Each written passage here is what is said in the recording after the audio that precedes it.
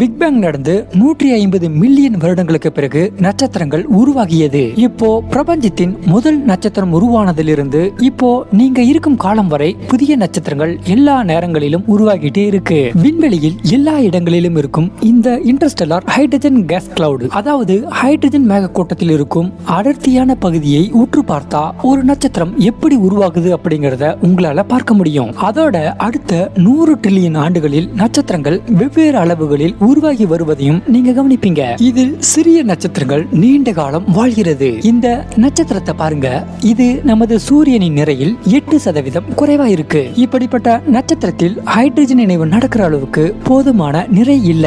அதாவது எரிபொருளை எரித்து ஒளியை வெளியிடுவதற்கு அவற்றின் மையங்களுக்குள் போதுமான நிறை இல்லை. இருந்தாலும் டியூட்டீரியம் எனப்படும் ஹைட்ரஜனின் கனமான ஐசோடோப்பை ஹீலியமாக இணைப்பதன் மூலம் சிறிய ஆற்றலை வெளியிட முடியும். இதனாலதான் இது ஒரு தோல்வியடைந்த நட்சத்திரமா இருக்கு, அதாவது ஃபெயில்டு ஸ்டாரா இருக்கு. இப்படிப்பட்ட நட்சத்திரங்கள் பிரவுன் டுவார்ஃப்ஸ் அப்படின்னு சொல்லப்படுது.